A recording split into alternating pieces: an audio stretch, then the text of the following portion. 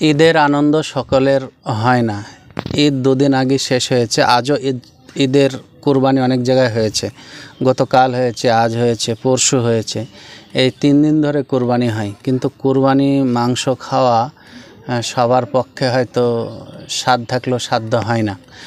আমরা এমন একটা বাড়িতে আজ কুরবানির পরে এসেছি যে বাড়ির মানুষ কুরবানির ঈদের আনন্দ উপভোগ করতে পারেননি।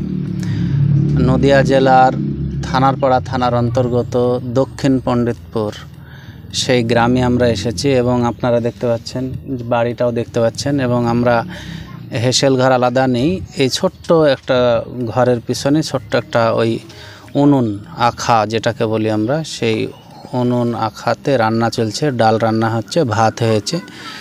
আর আমার সামনে দেখতে পাচ্ছেন, এই দেখেন পেঁপি আর সেই পেঁয়াজ, লঙ্কা ইত্যাদি। আর এখানে গরম জল আছে। তো মসুরের ডাল রান্না হয়েছে।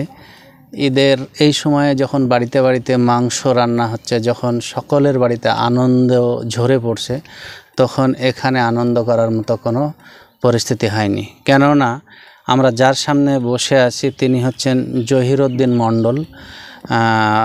তার একটা কিডনি খারাপ হয়ে গেছে এবং লিভারও খারাপ। লিভার এবং কিডনি অন্যান্য শারীরবৃত্তীয় সমস্যার কারণে তিনি প্রচণ্ড কষ্টে আছেন, যন্ত্রণায়, তীব্র যন্ত্রণা চলছে, অসহনীয় যন্ত্রণার মধ্যে দিয়ে ঈদ কাটছে তার।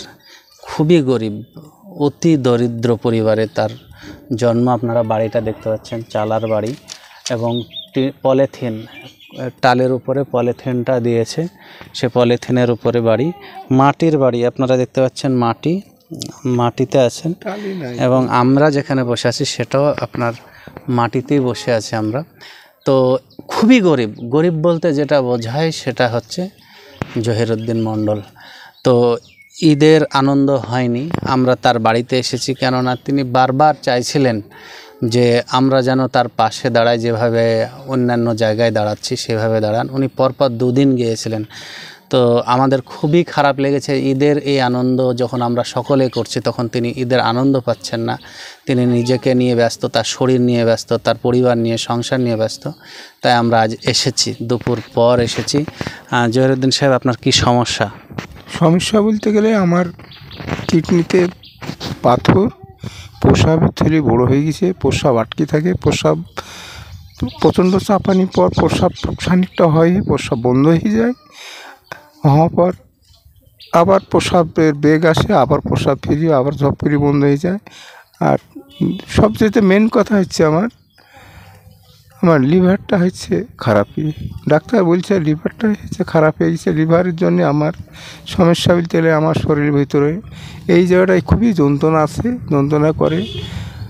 আর প্রচুর পয়সা খরচ, আর গ্যাসটা হয়ে যাচ্ছে, উপরে উঠে যাচ্ছে, যা খাচ্ছি তাই গ্যাস হয়েছে। ডাক্তার আমাকে সব নিষেধ করে দিয়েছে। মাংস আপনার টাকা পয়সা সেরকম নেই? না, আমার টাকা পয়সা কিচ্ছু নয়।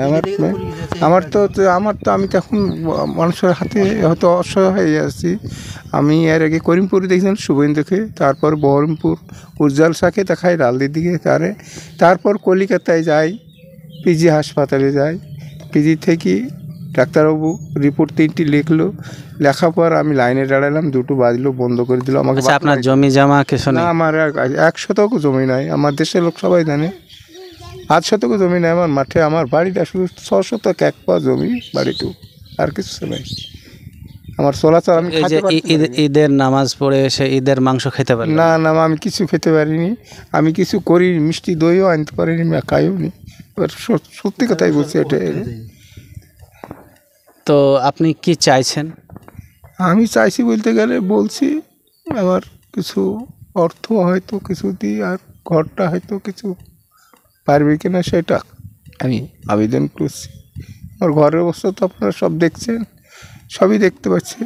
ঘরটা যাতে হয়, আর আমার পয়সা করে দিয়ে আমার ডাক্তার দেখানোর মতন একটু পয়সা কিছু করে দিতে পারলে হয়তো আমি এটাই চাচ্ছি।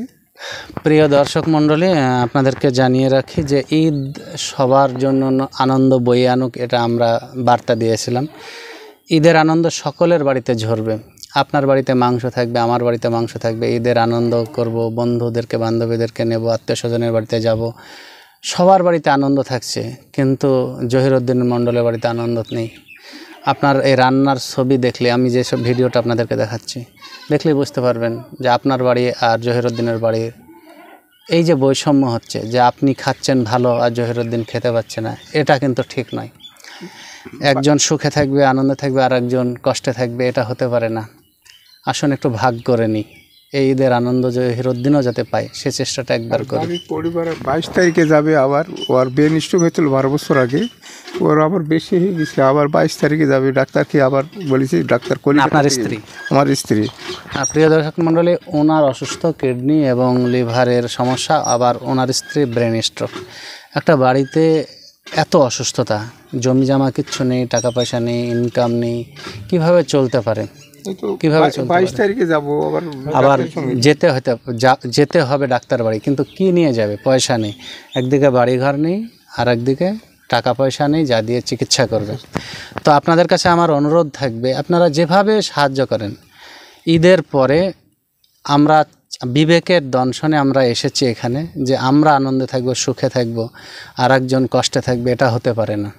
আপনাদের কাছে আমার অনুরোধ থাকবে, জহিরুদ্দিন মণ্ডলের পাশে দাঁড়ান, যে যেরকম পারবেন সহযোগিতা করেন, তার চিকিৎসার ব্যবস্থা করেন। কোনো ডাক্তার যদি মনে করেন যে না চিকিৎসা করে দিতে পারেন, আমরা ফোনপে নাম্বার দিচ্ছি, আপনারা যোগাযোগ করে নেবেন।